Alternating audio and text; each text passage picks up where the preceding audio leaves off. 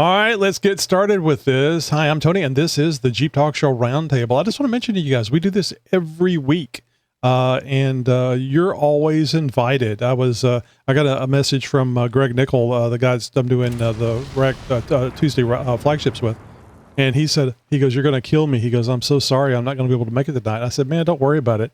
I said, "We do this every week." So he was just wanting me to send him an email and a reminder yesterday with the link because he wanted to join us, and he said it was so much fun, but then something came up. I'm sure the wife had something for him to do. Is probably what happened. He didn't say that, but I want to bet that's what it was. All right, but you can be part of our weekly Zoom meeting, which is the roundtable. Just go to jeeptalkshow.com/contact to find out how to join. So let's get to it. Let's get to the most important part of this roundtable meeting. Hello, Zoom people. Hello. Hello. Yellow. We got a good list of people here tonight. So is Roger doing okay? Because I don't think Roger came last week. He was here Thursday. Yeah, I think so. Are cranberries in season? Are moths flying? Is there a bevy of moths flying around? I think Steve was gone last week too. I think Steve was out on another vacation. Yeah, I was out in the New York, Manhattan, Jersey area. Steve was asking me because Steve and I are working on getting him set up so that he can do the roundtables. So are you guys looking forward to Steve being in charge of the roundtable? There goes the crowd goes mild. The crowd goes mild. We can't wait. Insert AI applause here. Yeah. Oh, damn, I was telling the guys before we got started, I think everybody, and probably some of you are like Larry or a few other people here aren't real happy with AI, the whole idea of AI, and probably less so of interactive AI where you can talk and it talks back. So I've actually got Grok 4, SuperGrok, I think is what they call it. And I have it, the Grok app on my phone, which is the only way you can talk to Grok right now is through an app on your phone. So I do have it set up, and I was letting everybody know about the episode, the roundtable. I think it was last week's roundtable that I did, and there was a 24-minute segment at the end of that episode of me arguing with Grok, and it was unhinged Grok, and she's an ex-wife. I mean, I'll just say it. She's if you've ever had a conversation with your ex-wife and she drops a lot of expletives, then you know what unhinged Grok is like, at least for me. So anyway, I had a lot of fun interacting with Grok. That was the first time I'd ever done unhinged Grok and had a conversation. But so I have some parts coming in. It's not what you think. So that we can talk to Grok here on the roundtable. So hopefully starting next week on the roundtable next week, we will do a segment. She won't be on the whole show, but we'll do a segment where you get to talk to Grok.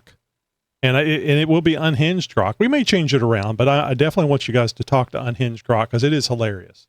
And it's a lot of fun. So if you want to come and talk to Grok, I mean, maybe you're already talking to Grok, but if you haven't interfaced with Grok or SuperGrok, Grok 4, this will be your opportunity to get in here and have some fun. And I suspect that we'll probably have to end it after a couple of minutes because I think you're going to have a lot of fun with it.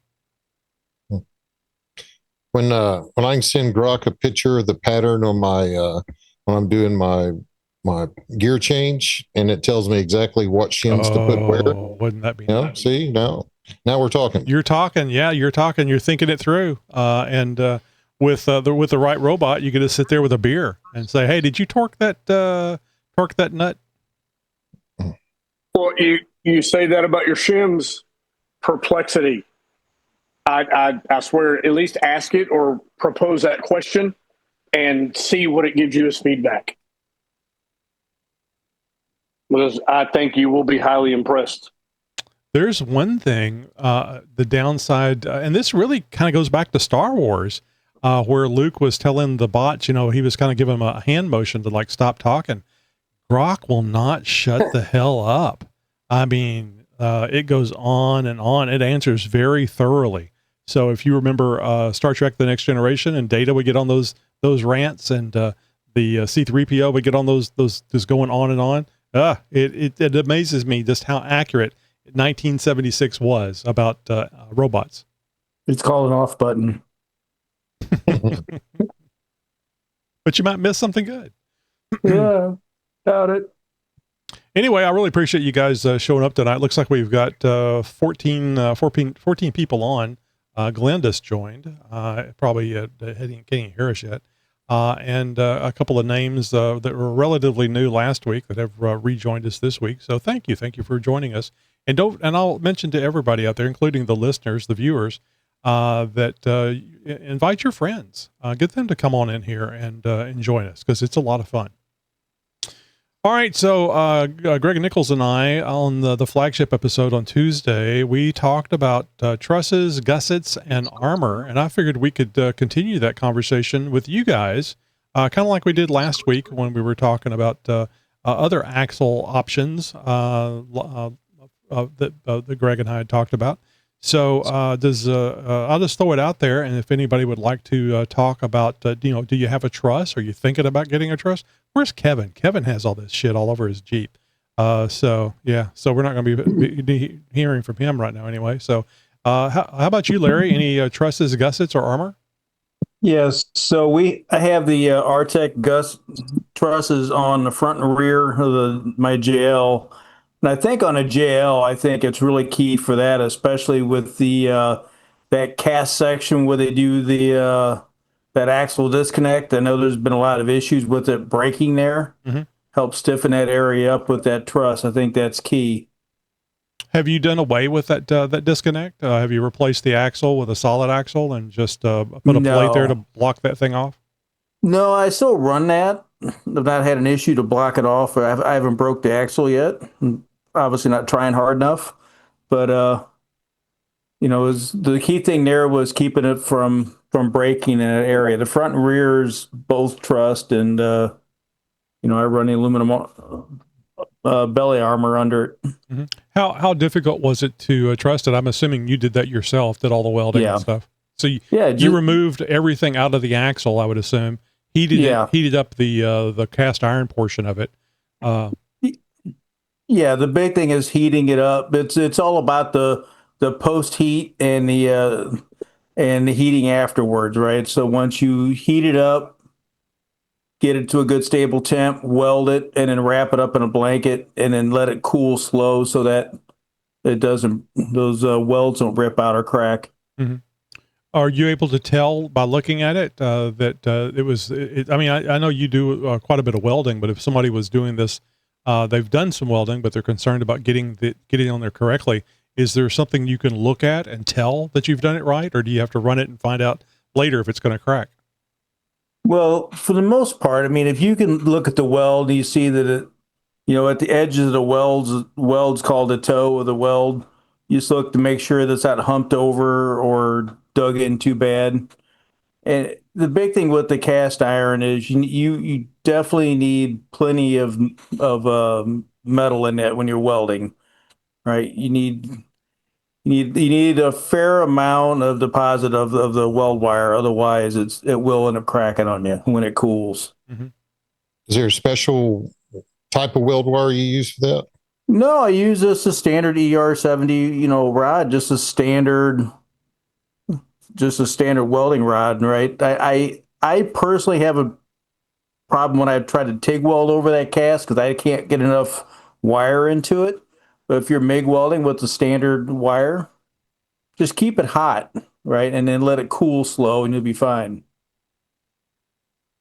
Did you use a stick welder on that, or? Well, you definitely can stick weld it. I just used a MIG. I mean, there's definitely a lot of good stick rods, but I used a MIG that way I wasn't cleaning off that slag. And if it was the old style, if you're running the old style cast where you want something with a heavy nickel, then that would be for your old cast irons. But the newer cast steels, you can run a MIG wire with no problem. So like for TJ, is that is that the older kind you're talking about? I would think you'd still be okay to just heat it up good and just, just make sure that you're really putting some wire into it. Don't try to run real fast so that you can get a good deposition rate on that wire. How hot did you get it? I think I got the housing up around 450, 500. Wow. Right. And then you just go up to Harbor Freight and get you one of those handheld parameters and, get it nice and hot. And, it's going to suck. It's going to be hot when you're doing it, but that's what you're looking for. Yeah. Well, you want it done right. So you have to put up with some discomfort to do it right. What truss system did you use? I think you said it, but I missed it. I used the Artec system, but there's plenty of good ones out there. Artec's hard to beat. I used Artec on my Super 60 and 10.5 swap on my TJ. I did the Artec trusses, and then I did Ballistic Fab made shave kits for it, and both are really nice. But yeah, I've used Artec a few times. They're amazing.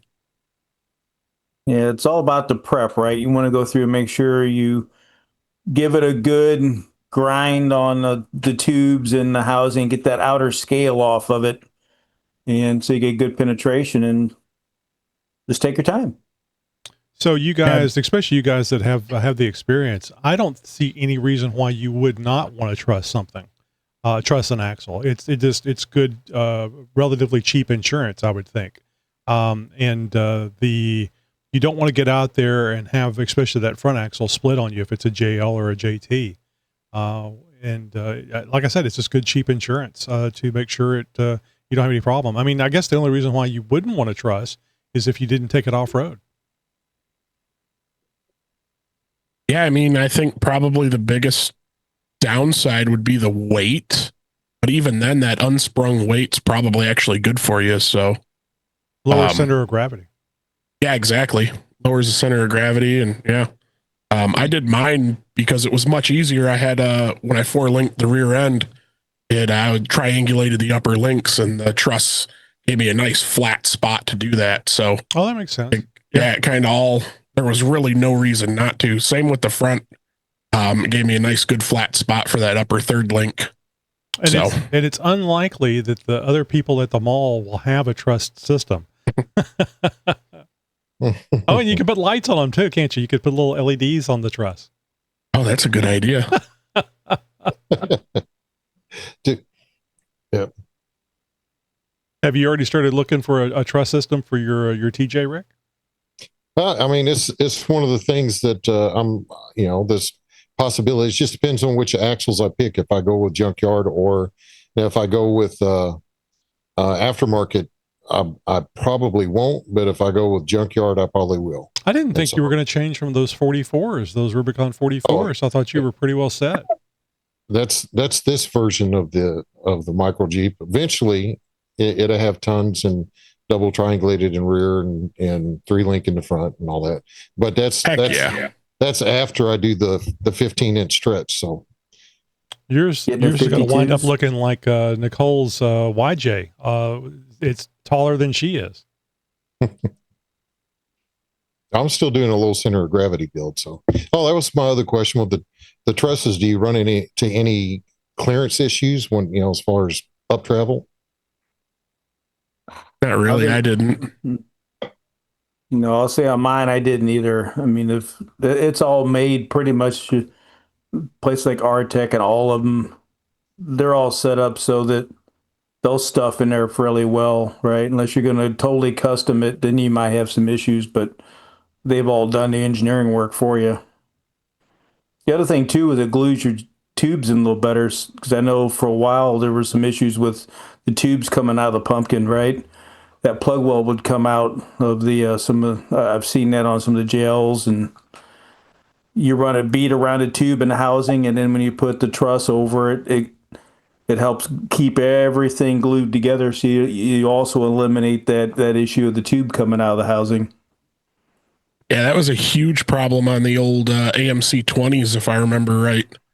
My dad actually has got a CJ7 that had the AMC 20, and he spun the pumpkin both tubes almost perfectly like at the same time. They weren't trussed or anything. But he pointed the pumpkin. Yeah, he messed it up good. Yeah, I'd heard something about the C's like twisting or something, some type of, Yeah, and especially like for JL, and I know they make them for the other ones as well. That gusset is part of that. You weld it onto your C's as well, right? So you got the center section, you got it out by the C's. mm-hmm. Even if you don't put the truss on, just a bead around the C's and around the axles and a pumpkin will definitely do you a big favor. Oh, and we also talked on the last episode, flagship episode. We also talked about sliding in the additional tube, sleeving. Is it sleeving? The axle. So, and I asked Greg, which one do you do? He goes, do both. So, yeah. I mean, you're really talking about something that's nice and strong at that point.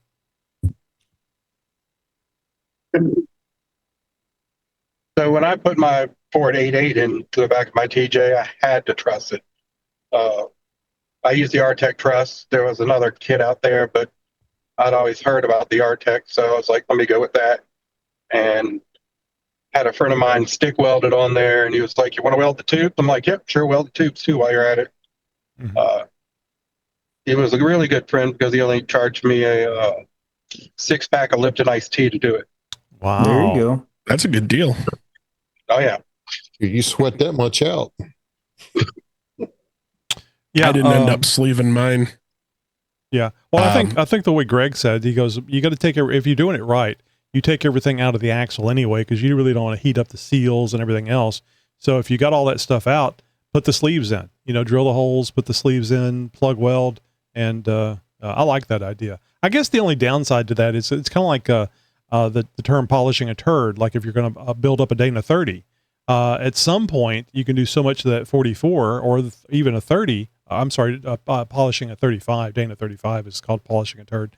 But there's so much you can do to it. At some point you go, well, I should have just gone with a larger axle. And but the neat thing is that somebody's going to get some really nice axles whenever you go sell them.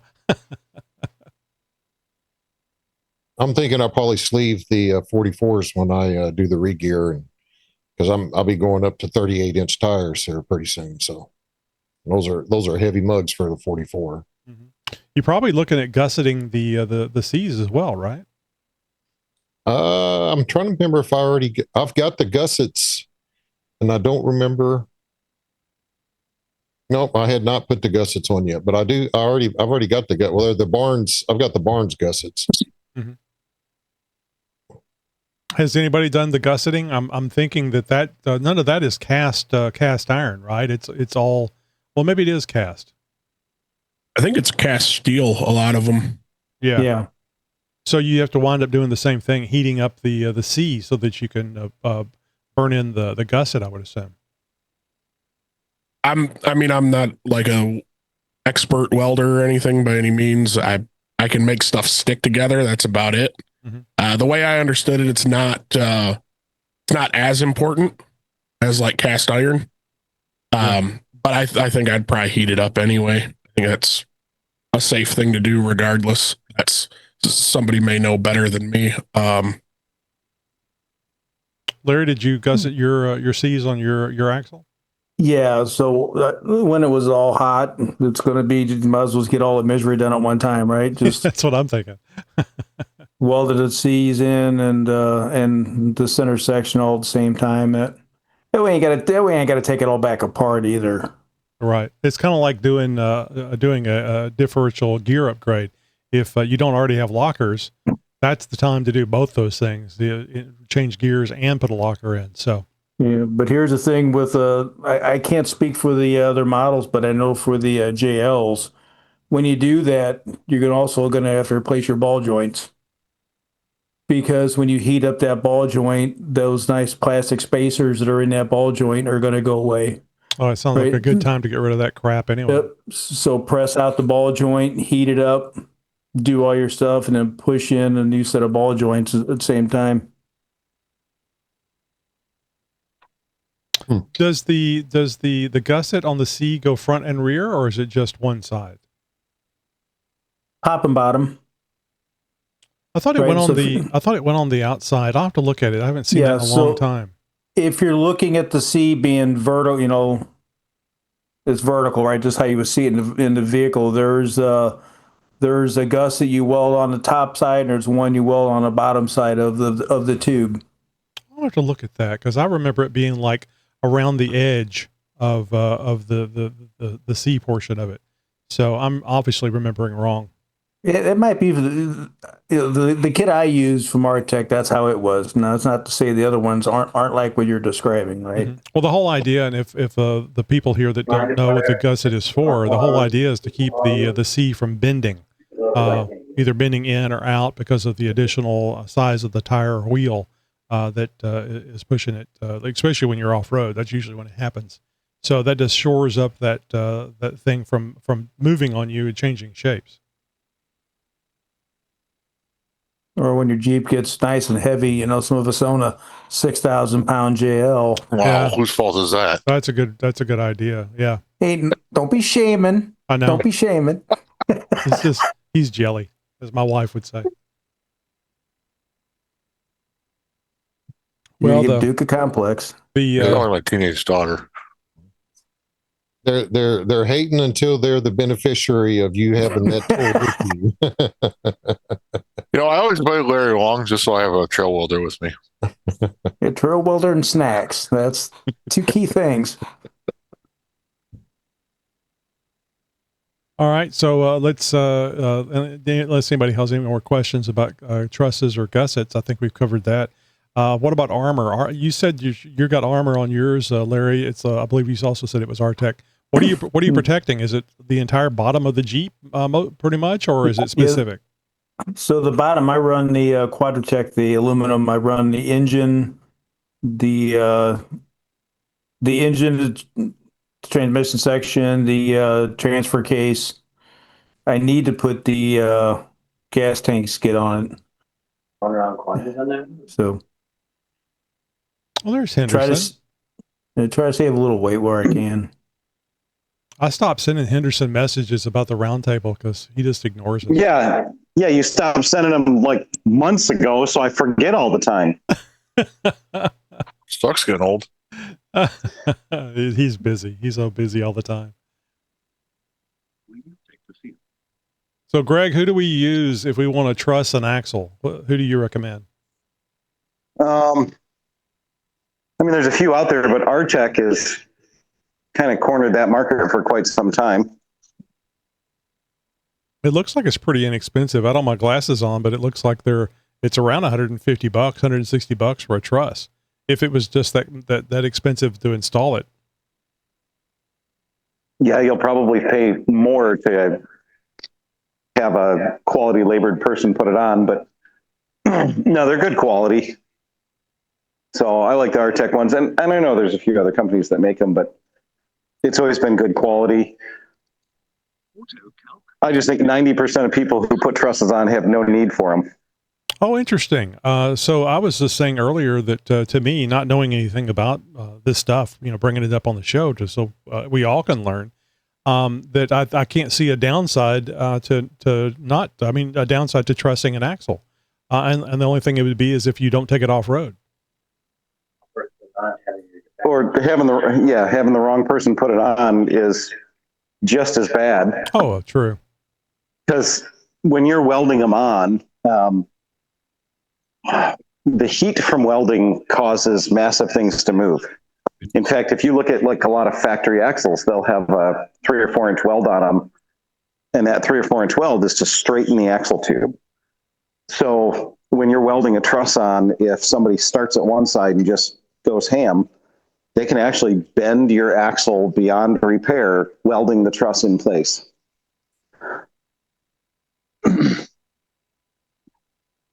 What a mood killer.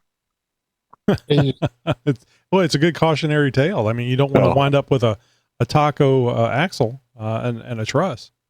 Yeah, and I've seen a lot, like inner C's, people welding those on and, not knowing how to weld the mild steel to cast. and not heating it up properly and not, following the proper cool down procedures.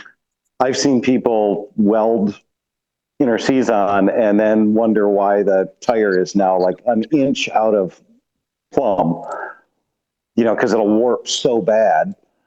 And then either it's scrap or you have to cut everything off and reheat and straighten it all out. And, you can spend 4 times the amount to fix your axle than just putting it on the right way in the first time. So they're awesome and they're good, and they, installed properly. It's really nice insurance where you're not breaking an axle and you're not spending $5,000 for an aftermarket axle housing, but you just really want to make sure that it's installed correctly. Mm-hmm. Well, I like this. I actually found the one for the JLJT Apex front axle truss. I think I'm looking at the right one.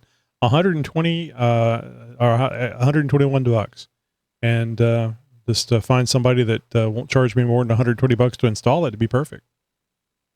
Yeah, good luck with that. Yeah, I know. If you're only charging $120 to install it, run away.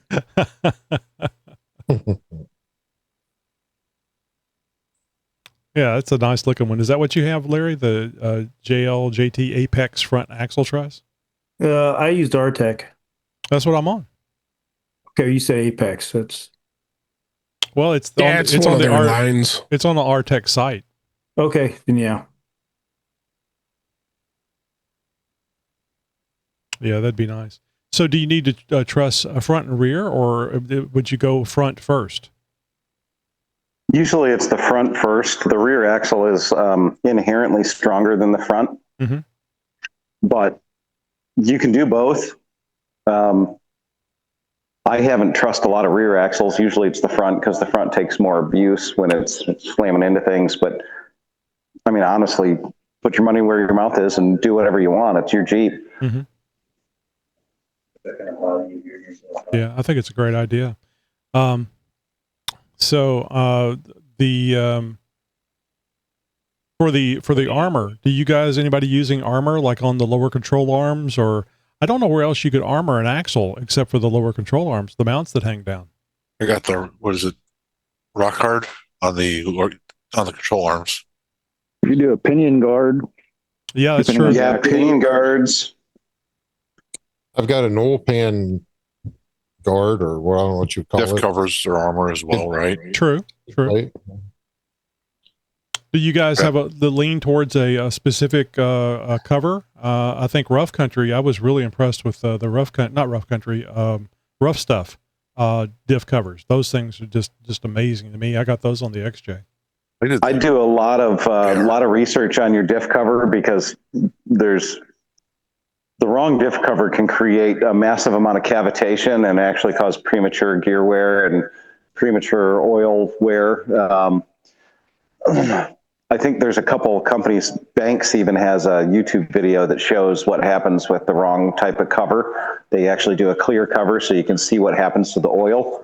But some companies they actually engineer the cover to deal with that. So like the covers that are cut and welded together like origami, they might be strong as hell, but you might get other issues down the road. The cast covers, like AEV makes or ARB and a couple others, they actually deal with the oil flow and making it flow the right way, because Yay, I got the right one. Yeah. You want to do two different things. You want to pay attention to, you don't want your oil to cavitate, and you also need a certain amount of sling. So as the ring gear is spinning, it is slinging the oil. And if you dissect an axle, you'll see that there's an actual oil passage up above the ring gear that puts oil onto the pinion gear, the bearing. It actually, it keeps that bearing impregnated with oil.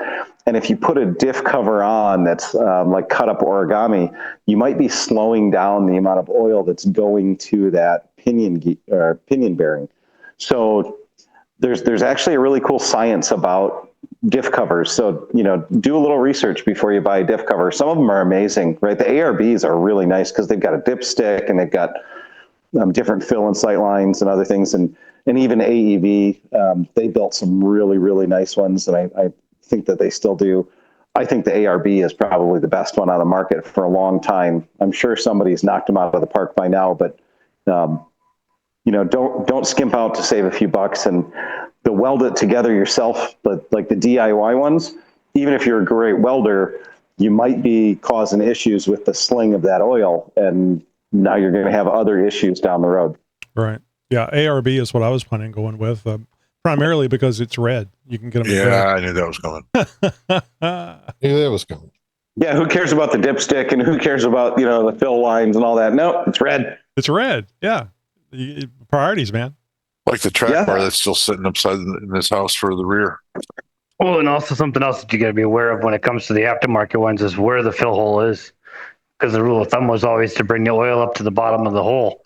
But like a bunch of like I know Metal Cloak for sure, the hole is actually higher than it needs to be. So if you fill it to that same mark, you're going to be overfilling it. Yeah, so your oil should be filled up to the bottom of your axle tube, not above it. Yeah. I mean, if you can fill it up to above it, it's just going to leak out the seal anyways. Well, that's one thing, Greg, I didn't understand with the ARBs is it's got the dipstick, but you have to mark it. Yeah, right? So basically, and they give pretty good instructions, but yeah, you mark it. So, but I don't understand why they just think I'm marked it specifically for the JL. It's because not every Jeep is set up the same way. So some people use the wrong steering setup, or some people use the wrong track bar setup, or some people have put too much pinion, right? So they're setting their axle at like 7 or 8 degrees because they've got a shitty lift. So depending on where the pinion is shifted, the angle, changes that fluid level. So at ride height, you want it to be right at the bottom of the axle tube. That's where your fill line should be. Shouldn't be above that, because otherwise you're just filling the tubes with oil, and now you're getting too much sling. So that's why they give you the dipstick, because not every axle is the same, all depending on the amount of lift and the amount, how your axle is orientated for your drive shaft changes where that fill level needs to be. Okay, because that was driving me nuts. Why it's for the JL? Why the hell do you need to mark it? It should come marked, right? Well, and depending on your gear ratio, how much room each of those, how the gears are cut, it may change your fluid level. It may not be a lot, but it could change it by, It'll change the amount that you put in, but it won't change the level. Correct. Change the amount that you put in, yeah. Because there's less mass. Chicken and the egg. So more mass means less fluid. If you've got 323s, you're going to have way more mass than if you have 513s. 513s are going to have way less metal in them. Right. If you change your gear set after you've done it, you already know where it should be. Yeah, and that's one of the other reasons why I like that ARB with the dipstick, is you can actually set it and know exactly where it needs to be forever. Oh, yeah, right. What's right for use. And of course, if you make a change, you may need to readjust that mark. And just and the actual best part of the ARB, aside from all the engineering that went behind it, and the fill port that's huge, and the dipstick, red Jeeps are sexy. No, the best part is, the biggest thing is when you pull that dipstick, you're hoping there's no metal shavings on the bottom of the little magnet. Oh, is it magnetic? That's good. I like that. Yep. Yeah, their drain plug and fill plug are magnetic too. Yeah. And it's red. Who cares? Red. That thing is beefy as all get out too. That thing is smacks. That's why I went with the ARBs. Yeah, after seeing the Banks thing where he used the clear diff cover on the back of that truck, and he was talking about the flow of the fluid and stuff. And that's when I started. That's a cool video. That's when I started paying attention, asking the question: "Is well, what about the diff cover on our Jeeps?" And I forget who it was I spoke with. I did an interview with somebody, and I asked them about that, and they said it was less critical on Jeeps. It has more to do with the full size trucks and your towing with those full-size trucks. Whoever told you that's an idiot. It's critical on all axles. It was probably more the guy from that used to be on Truck Show podcast that works at Banks. It's probably not as critical off-road as it is on-road, because you're of speed. Right. Yeah, you're right. That's who it was. Truck Show podcast. Yeah, the guy used to be with Truck Show. Off-road, you're not swinging it very far anyways. Can you guys use microphone? Yes. I saw Roger walking around Greg's shop. I was going to ask him, should I call security? I know. I can't wait to hear Sunday. What I really need is somebody needs to get one of I'm those the Sentry luckiest man cams. alive. Yeah, you do. That would be cool. I need one of those Sentry cams with the paintball gun, and we can load it with pepper balls. Oh, your wife would want access to that so she could make you come in and eat food or go to bed. No, she'd just shoot at me whenever I didn't do what I told her what she wanted me to do. There's not enough ammo. Hook it up to AI and train it to recognize certain people that it shoots. Yeah. All right, so I think we did a good job with that. Thank you guys for all that. The input on the trusses, the gussets, and the armor. Did anybody have any questions or want to add anything before we move on? All right, so the next question here is your Jeep pink?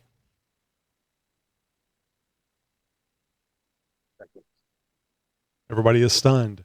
So the Chick Chat ladies, the Team B, Natalie and Janet, brought up something the other day on Monday's Chick Chat, and they were saying that they don't particularly care for whenever some man finds out that they have a Jeep. They want to know if it's pink. You know, is it a specific female color? And I thought it would be a good subject to bring up. Maybe what do you guys do if you find out a young lady has or even an old lady has a Jeep? Do you immediately think she's got ducks on the dash? And I'm sure you guys know Janet wheels the hell out of it, and Natalie wheels the hell out of hers as well. I think a duck just bit Dan. I don't automatically assume it, but I am actually considering, once I get my links and stuff done for the new axles, having them powder coated pink. You might as well. I don't care what color the Jeep is. It can be pink, but that doesn't change how well they can drive it. I mean, right. But you understand how somebody might take that, how a woman might take that if she hears several times about, does your husband take it off road? Is it pink? Do you have a fuzzy steering wheel? All those things that guys kind of have a tendency to automatically assume about women and Jeeps. And I bring it up. I'll bring it up just in case if you just meet somebody and they don't have their Jeep there, you just find out they have a Jeep, you might ask those insensitive questions. Oh, I just figure if that's pink, they just got bad taste in color. I mean, red, pink, whatever, same thing. If I ask if your Jeep is pink, that's probably the least insensitive or incorrect question I'm going to ask. No. But Bob works for the public, so let's just be fair here. But isn't that the goal, to bust each other on stuff like that? Yeah. Irregardless. And, just all they got to do is just say, yeah, okay, come follow me if you can. That's all I'd say about that. Challenge accepted. Yeah. Come follow me if you can. Yeah. Well, obviously you guys can do whatever you want to do. I just thought I'd bring it up from the standpoint of, maybe thinking about it before you say something that is, I don't know if you feel uncomfortable about women being off-road. I don't. I think it's great. You know what? I think it's egotistical and dumb to think you can wheel better than some of the women out there, because there's some women out there that can wheel the hell out of their shit. Yeah, they're not afraid to do shit that I'm not doing with my Jeep. I have to drive it I love it when I see my wife out there wheeling her Jeep. I think it's awesome. But Roger, she never does it right. Yeah, not all of us are. He always has to at the end of the radio. He does it right after she turns off the radio. Exactly. Well, she did put a little wrinkle in her B pillar just last time we went out, so Really? Well, not all of us are. Not all of us are male chauvinists and tell our wives every little turn and button to push while they're going up the belly. Yeah, but it's not just the wife he tells. Come on, let's face it. I do that because it helps to build her confidence. Because if she's already thinking what I've told her, what I'm telling her, it builds her confidence. Believe me, it's helped her out a lot. Because when she first started, she had very little confidence in what she was doing, and now I don't even try to tell her anything. She just does it on her own. Is that what you're telling yourself, or you're telling her? Yeah. So I'm going to bring everybody up to speed, especially our new viewers, new listeners. So Roger, when we went to EJS, it was 2023, I think. We were all on the GMRS, and Roger was constantly telling his wife that, okay, honey, you're coming up to this thing. No, you need deer, to before not load. honey, deer. Deer, okay. Deer, you're going to do this. And we're all rolling our eyes. And finally, she's just like, I can do this, leave me alone type of thing. It was just really funny. It was one of those situations where you just had to be there. So of course we got to give Roger shit about it all the time. I actually consider that an accomplishment for her, because in the beginning she wouldn't say a thing. She wanted to hear it. So the fact that she doesn't need to hear it now, it's an accomplishment. She's her confidence level has gone up enough to feel more confident in what she's doing on her own. Rogers is not going to stop us from giving you crap about it. No, I don't care. I don't care. I'm just saying, my wife does a damn good job wheeling. No, she did exactly.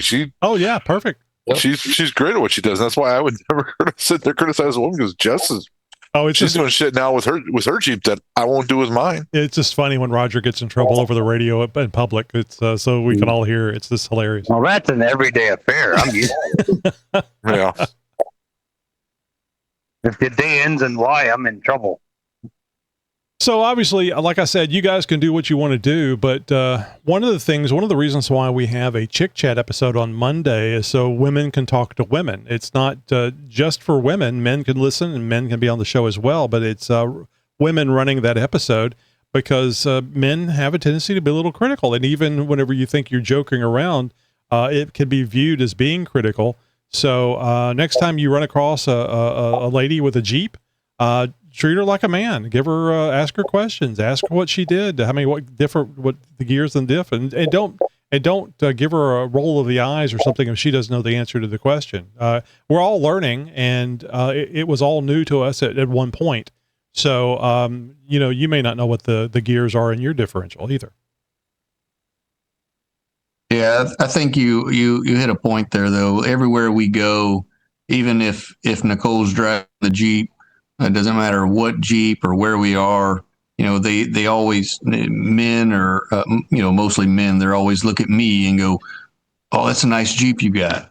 Well, that's not even mine, but that's just where it goes. It always goes to the male, and she rarely gets recognition. So that's why she wheels it. That's why she gets out and works on it. So she knows her stuff. So when we go to a show or a Jeep meet or whatever, then she can answer the questions and deal with it, because she gets that a lot. So it's pretty tough. Mm-hmm. Yeah, I just think it's a thing to think about. I'm not telling anybody to change the way you are. I just think it's a good idea to think about it and give people the credit that they deserve. And I'm sure I would give a woman a hard time too. So I'm not saying I'm perfect. I'm just trying to think about it ahead of time and treat everybody equally. You learn, and I think it's easier to talk to a person if they don't think they're being put down by you. Yeah, I knew a woman that was obsessed over that. Well, she would say that, every time she's out somewhere, is that your boyfriend's Jeep? Is that your husband's Jeep? And she was, obsessed to the point of nuts. Like, she went up to a dude in a bar who, a couple of guys talking, minding their own business, and she just says, "I bet you can't go outside and pick out which Jeep is mine." I'm like, who freaking cares? Yeah. But she was that obsessed over, look at this Jeep. It is my Jeep, not anybody else's. I'm like, okay, got it. Yeah. Not giving her my number. Yeah, right. Yeah, no, it could definitely go both ways. So I'm not saying that it's just a man problem, but well, look at Carrie, right? She came out with us in 2020. What's this? 2025, 2024. She came out with us to Moab, and I was helping her through a lot, spotting her through a lot. This year, shit, she did Pritchard, didn't she, Roger? With you? Who did? Carrie and Dwayne? No, she did. They did Cliffhanger with me this last Cliffhanger. year. Yeah, it's something I'm not. No, yeah, it's something I'm not doing. So good for her. Right? That's how it is. Yeah, and actually, a good point. It might actually cause women to do things more difficult outside their comfort zone because of the teasing they get from us. And well, to be fair, she's trailing it. I'm not. So I'm a big chicken with some stuff that I do. Yeah, we give Steve-O a lot of grief, and he doesn't do anything harder than he was anyway. So I don't think that's true. Well, I'm talking about women, getting women to do. I was too. Okay. I was talking about a woman too. Well, and there's a difference between lighthearted teasing and being an asshole. Absolutely. Yeah. People are not comfortable. Don't push them. That's the bottom line. Mm-hmm. And I'm not going to let anybody push me to do what I don't want to do. If I want to do it, I'll do it. If not, I don't. Yep. I don't think there's anything wrong with a little bit of pushing, because that's what helps people gain a little bit more confidence, is by doing something that is outside of their box. And but as long as the person doing there's the a pushing limit to understands when no means no. Well, absolutely. But maybe get to know the person before you start teasing them. Maybe if you start immediately off teasing people, they don't know that it's just teasing. They think that you feel like they shouldn't be involved in it because they're a woman, and we don't want to do that. I don't think any of us want that to happen. It's not like AI where we want AI to go away. We don't want the women to go away. So I think it's great when we get women out there on the trails, because so many of you have said anybody can wheel, and it's a lot of fun having additional people out there, and especially the nicer, the better sex of women being out there. Yep. Now I've wheeled with Janet, and I've seen what she can do. And matter of fact, she made obstacles that a lot of us didn't. She cleared them. Janet has a problem, and I know it's an aggression problem. And I know that she knows that I know how well she can wheel. So I can't wait till the next time I'm wheeling with her. I'm going to ask her, is that your boyfriend's Jeep? Yeah, because she knows you. She knows where that's coming from. I mean, she's going to get mad if she listens to this where I talk about she's aggressive. She'll be aggressive because I said she was aggressive. But it's funny. I forget. I think it was I was talking to Greg on Tuesday, or when we recorded for Tuesday's episode, and we actually commented about Janet, how she's not as an aggressive wheeler now, since she's broken a bunch of shit. It's like, I want to build this thing up so it doesn't break, but I'm going to take it a little easier too. It's not going to be the Charlie pedal all the time. Kind of like water crossings. Yeah, we learn by doing. Preach it. All right, so now let's get into something a little silly. I brought this up to Greg, and we may have talked about this on the show before. And it's just an FYI, what do you think type situation. I saw the other day that Motobuilt had come out with door stickers on the inside. So you can put a pattern, it sticks to the inside of the door, so it fancies up the inside of the Jeep, which I don't see other than LED lighting and some other things, some goofy things that are done. And you guys may think this is goofy as well, but it's kind of a pattern, a sticker that sticks to the inside of the doors. I thought it was a great idea, especially if you're an influencer. Oh, and especially if you've done the unofficial use only door pockets. Now you can really fancy up that door and make it even more fancy with the door pocket down there. All right, it's criminal. Those door pockets are just pure artistry. Come on. Oh, they really are. Not something I'd invest in. Just my thing. Was it like little fake like remote controls and like electric window buttons? Yeah. There you go. You put the window button on there. That'd be funny. Eject. I've always said that you spend more time inside of the vehicle than outside looking at it. So anything you can do to make the inside more comfortable, make you happier in there, as long as you can do it cleanly and make it look good, then you should do it. Mm-hmm. Like I've bought specific vehicles because of the interior they had being nicer than some other ones, because I knew I was going to spend a lot of time in that interior. Yeah, creature comforts. I mean, it doesn't have to be cushy or anything, but just it looks nice. It makes it nice for you when you're driving it. Yeah. Hey, I just had my dash apart, and I didn't put all the junk back in that center tray yet. Let me tell you, it makes a difference. When is your Jeep not apart? Right now. I like those. I don't know if they make them for the JL and the JTs, but the center console that has the tire tread thing that goes on there, where you put your arm. I think that's pretty cool. I don't know how comfortable it is, but it looks cool. Oh, it's like a cover that just looks like goes a tire. on top. Yeah. Yeah, those do look cool. Well, now that's something that also dual purpose. That's going to protect, like, because me, learning on the manual, my arm is always on the armrest with my hand on the stick, even though it's not, right? Even though it's an automatic, it's just, I don't know the way I do it.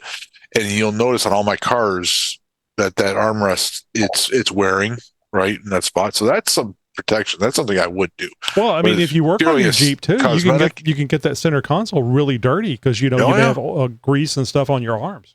Oh yeah. I mean, I know you should clean up, but sometimes that just doesn't happen. You want to start it and drive it and see if it's going to work. Well, you're wheeling too. You're out there getting dirty. Very true. Yeah, that's very true. The same reason why do people do seat protection? Are you doing it for aesthetics, or are you doing it for protection? It depends what your purpose and what your goal is. It's your Jeep. It's your Jeep life. You do you, right? So, I just thought about that. Go ahead. That's all I have to say about that. I've got covers on the back doors. They're solid. I don't know. It's a company. A buddy of mine won them, and they're for JLs. But it's a solid door panel that clips over, and it protects from dogs like scratching, getting on the door, doing any damage. And I absolutely love them. I leave them on 24/7. And Waylon's never in the back of the Jeep, but I leave those on just in case or why, or it is what it is. Just fancy colored stuff. I don't know if I would do that. I saw those on Metal Cloak as I was shopping around. If I won them at a raffle, I'd throw them on, but I don't think I'd spend the money to do it. But there's so many mall crawlers. I mean, we typically, unless it's doing that protection, I don't really see a reason for 90% of us that are here today, but there's a huge market that would 100% appreciate and like those. Mm-hmm. Well, I mean, let's be honest, and I think this is really important for the new listeners, the people who are new to Jeeping. Let's be honest about it. You don't need to do any of this shit. You can just take your stock Jeep and wheel it. So all this fancying up and trussing and everything else, it's really for the hardcore folks or people that just want to do something that they think is cool and add to their Jeep. I mean, it's fun modifying a Jeep. It's fun adding stuff to it. I don't know about you guys, but I just enjoy driving my Jeep because it's got this stuff in it that isn't like everybody else's stuff. So it's a sickness, but I'm enjoying it. Travis, have you looked at the or considered getting the CMM Off-Road shifter sticks? The one that you can slam it back into reverse really quick. 100% have. I'm looking into it. It's just every one of their products is expensive. Now that said, it's a very well built, solid product. I can't knock the price for what it is. But I am truly considering it after situations I put myself into because I'm an idiot. But yes, it is something I've looked into. Yes, it is something I want. Mm-hmm. Yeah, it's really cool. If you guys, and I do think for the true wheelers, it is definitely well worth the investment. And they make a cheaper version that is just for looks, for all those that just want the look, that won't slam in, when you go through and reset it and get it where you have the ability to slam. Mm-hmm. And if you guys don't know what we're talking about, CMM Off-Road, basically it is the automatic shifter handle.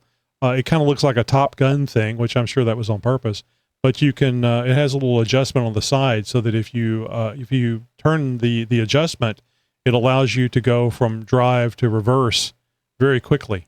So that if you get yourself in a situation where you're going to flip over or you need to get out of whatever the current configuration you're in is going up over some rocks and stuff, you can quickly hit that reverse and potentially save the Jeep. So it turns off the reverse lockout? Yes. It's a hill killer. So you can, if you're, incline or decline, you're able just to literally slam the opposite direction. Gotcha. Pretty cool idea. Not such a great thing on the highway. No. Well, it's got a safety mechanism. So if you're off-road, if you're not off-road, you'll, like you mentioned earlier, you'll have the safety on there to where that's not the case. Yeah, as long as you remember to adjust it. Right. Well, it's just like airing down a tire or anything else. You're going to remember to air up your tires. You're going to remember, hey, I've got this product. I'm going to remember to do it. Yeah. So it kind of emulates a reverse manual valve body is what it's doing. Yes. Sort of, and that's what I was about to say. Like I'm going to put a reverse manual valve body in the Turbo 400 that I'm putting in my Jeep, and I haven't decided which shifter I want. But even then, like, I'm never going to go like into reverse while I'm driving, because third or high gear is going to be all the way back instead of all the way forward. So, Correct. Yep. Yeah. Plants. I think this is a good Plants. solution for somebody that's that doesn't have a heavily modified Jeep. It's nice because you can adjust something so that you can slam it in reverse, but turn it off maybe when somebody else is driving your Jeep. You know, if it's a daily driver, a weekend warrior, I think that this lends itself to that. I don't know. I need to read more about it, but I thought it was a pretty cool idea. All right, everyone, that's a wrap for this week's Jeep Talk Show Roundtable. A big thank you to all of our Zoom participants. You guys make it so much fun and informative every week. Oh, and don't forget, next week, if all goes as planned, we're going to have a Talk to Grok segment. It won't be the whole show, so don't not show up because you don't listen to Grok go on and on for an hour. But we'll have a little Grok segment that you can talk to Grok, and we can have some fun with it, I'm sure. It'll be like talking to Drunk Travis again. Remember, you can join us again next Tuesday, 7:30 p.m. Central Time for more Jeep Talk, random questions, and always a few rabbit trails. Don't forget to visit jeeptalkshow.com/contact to find out how you can be part of the conversation. Thanks again, and we'll see you next week. And as I like to say, give the royal wave. As I like to say, we now return this Zoom meeting to normal use. Broadcasting since 2010. You're my friend. You're my new friend.